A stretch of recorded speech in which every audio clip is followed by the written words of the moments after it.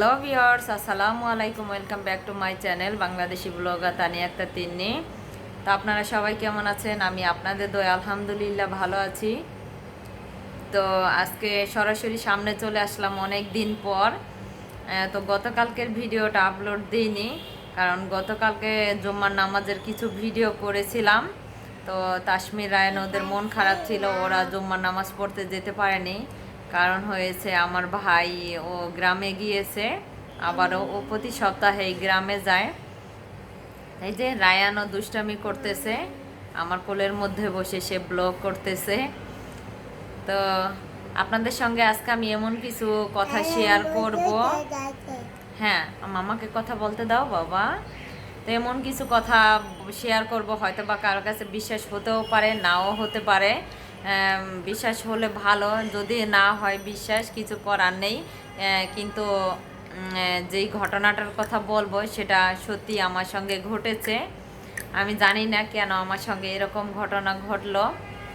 তো প্রথমেই আর সেই সঙ্গে আপনাদের সঙ্গে একটা আমার খুশির সংবাদ আর কি শেয়ার করব। তো আগে খুশি সংবাদটাই শেয়ার করি, বেশি দেরি করব না আজকের ব্লগটা থেকে, যেহেতু সরাসরি এসেছি। তো কথাটা হচ্ছে, এত বেশি কেন খুশি আমি, সেটার কারণ হয়েছে অলরেডি আমার চ্যানেলে মানে আমার যে পরিবারটা আর কি, ছোট্ট পরিবার। তো আমার ছোট্ট পরিবারে কিন্তু এখন 100 সাবস্ক্রাইবার এখন হয়ে গিয়েছে। তো সব এখন 100 জনের সদস্য আর কি আমার পরিবারে। তো সবাই দোয়া করবেন এই 100 জনের সঙ্গে যেন আরও একটা শূন্য যোগ হয়ে মনিটাইজেশন অন করার জন্য, আমাকে এগিয়ে নিয়ে যাওয়ার জন্য। আপনারা, আমি আশা করছি আপনারা আমার পাশে থাকবেন, আমাকে অনেক বেশি সাপোর্ট করবেন। তো 100 জন হওয়ার কারণে আমার কাছে অনেক অনেক বেশি নিজেকে অনেক হ্যাপি মনে হচ্ছে। কারণ আমি কখনোই মানে চিন্তা করিনি যে এত তাড়াতাড়ি আমার 100 জন হয়ে যাবে। মাঝে কিন্তু অনেক ভিডিও আপলোড দিতে পারছিলাম না, তখন কিন্তু ভিউ হয়েছিল প্রচুর, কিন্তু আমার সাবস্ক্রাইবার খুবই কম ছিল। তো যার জন্য এখন আমি মনে করতেছি যে প্রতিদিন একটা করে ছোট হলেও ভিডিও আপলোড দিব। তো ভিডিও আপলোড দিলে আর কি আমার ভিউ তাড়াতাড়ি মানে বেশি হবে। তো সেই সঙ্গে সাবস্ক্রাইবারের সংখ্যা, মানে আমার ছোট্ট পরিবারের সংখ্যাগুলোও বাড়বে। তো আশা করছি যেভাবে আপনারা আমাকে সাপোর্ট করে যাচ্ছেন এভাবেই সাপোর্ট করবেন, সবসময় আমার পাশে থাকবেন। আর আমার এই ভিডিওতে যারা নতুন তারা অবশ্যই দয়া করে, তাদের কাছে আমার একটা অনুরোধ, ছোট্ট একটা অনুরোধ, দয়া করে আপনারা আমার চ্যানেলটি সাবস্ক্রাইব করে নেবেন। আর যেসব ভাইয়ারা আগে, ভাইয়া বা আপুরা আমার চ্যানেলটি আগে সাবস্ক্রাইব করেছেন, তাদেরকে আমার পক্ষ থেকে অনেক অনেক দোয়া রইল। সবাই সবসময় সুস্থ থাকার চেষ্টা করবেন, আপনজনদের সবাইকে নিয়ে মিলেমিশে থাকার চেষ্টা করবেন, আর আমাদের জন্য দোয়া করবেন। এই যে রায়ান দুষ্টামি শুরু করে দিয়েছে, সে যদিও দুষ্টামি করে তারপর আলহামদুলিল্লাহ সে একটু সাইলেন্ট আছে। তো আমার এখনকার যে কথাটা, সে কথাটা আমার নিজের কাছে খুবই ইমোশনাল, অন্য কারো কাছে কেমন লাগবে জানি না। তো আজকে সকালবেলা তাসমিরকে মাদ্রাসায় দেওয়া হয়নি। হ্যাঁ বাবা, হ্যাঁ মাম্মা কথা বলি বাবা। হ্যাঁ হ্যাঁ, তুমি একটু সিলেন্সিয়ে থাকো, ওকে ওকে। হ্যাঁ মাম্মা, মাম্মা কথা বলি। তো সকালবেলা তাসমিরকে মাদ্রাসায় দেয়নি, তাসমির একটু অসুস্থ ছিল। তো তারপরে হচ্ছে তাসমিরকে আমি দুপুরবেলা আর কি, দুপুরে খাবার খাইয়ে দিয়ে তারপরে মাদ্রাসায় দিয়ে আসলাম। তো দিয়ে আসার সময় কাঁচা বাজার থেকে ধনিয়া পাতা, কাঁচামরিচ, হলুদ, এগুলো মানে আমার যে পার্স আছে, পার্সের মধ্যে করে নিয়ে এসেছি। তো আসার পরে বাসায় রেখে দিয়েছি। তো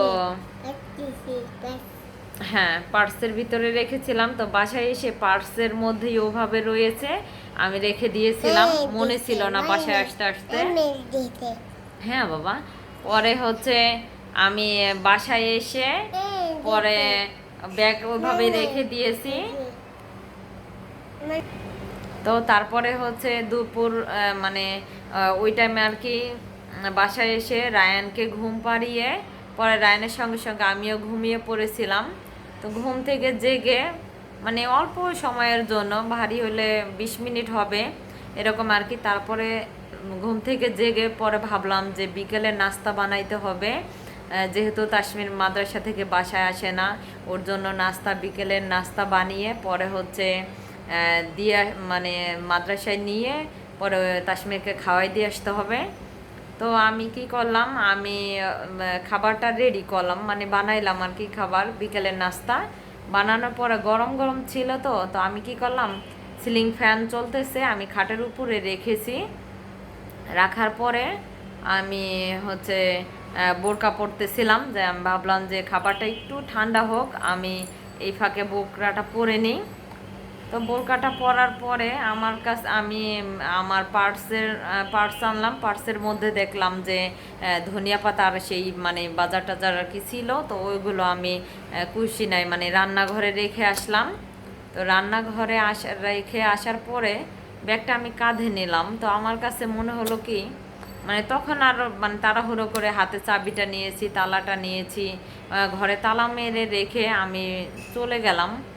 আমার কাছে একবার মনে হলো যে খাবারটা আমি ব্যাগের ভিতরে রেখেছি, আবার কেন জানি মনে হচ্ছে যে বাসায় রেখে গেছি। আসলে আমি বুঝতেছি না যে কোথায় রাখছি, কি করছি, কিন্তু আমি বাসা থেকে বের হয়ে ব্যাগটা কারো কাছে দেইনি, আর ঘরের তালাটাও আমি তালা মেরেছি, ব্যাগটা আমি কারো কাছে দিইনি। ব্যাগটা কাঁধে করে তারপরে হচ্ছে আমি পাশে একটা কলার দোকানে গিয়ে কলা কিনলাম, যে আজকে বিকেলে নাস্তার সঙ্গে কলা খাওয়াবো ওদের দুজনকে, 2টা করে কলা।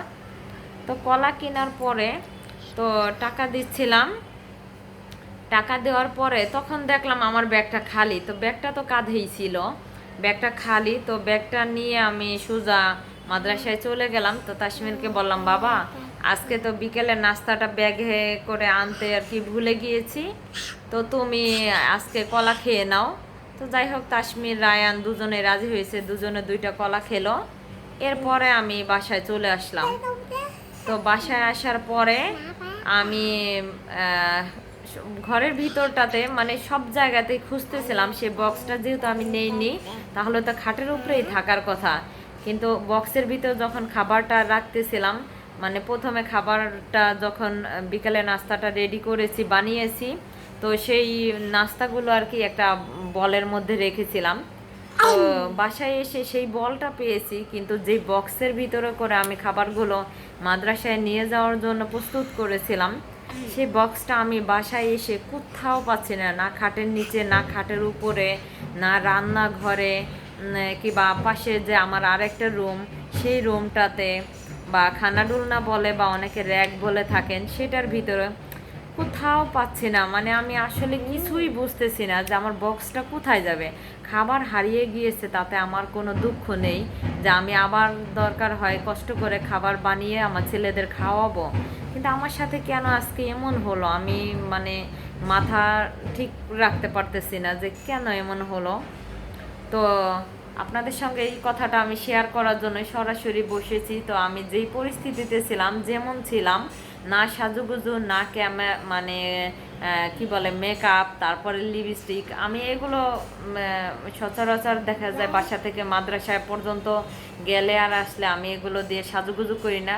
নর্মালি আমি যেরকম থাকি বাস এরকমই চলে যাই, কারণ আমার বোরকার ভিতর আমার সাজুগুজু কেউ দেখবে না, এমন না যে আমি কোনো দাওয়াতে অ্যাটেন্ড করতেছি। তো আমি যেরকমটা ছিলাম ঠিক সরাসরি বাসায় এসে আপনাদের সামনে এই যে মানে ওই বক্সটাকে অনেকক্ষণ খোঁজাখুঁজি করে না পেয়ে পরে হচ্ছে আমি আপনাদের সঙ্গে একটু শেয়ার করলাম যে কি হলো আজকে, আমি আসলে কিছুই বুঝতে পারতেছি না। তো এই ছিল আমার আজকের ভিডিও। সবাই আশা করছি পাশে থাকবেন, আর যারা আমার এই ভিডিওটা নতুন দেখবেন, দয়া করে আপনারা আমার ভিডিওটা দেখার পরে আমার চ্যানেলটি সাবস্ক্রাইব করে নেবেন। আশা করছি সবাই ভালো থাকবেন, সুস্থ থাকবেন। আল্লাহ হাফেজ।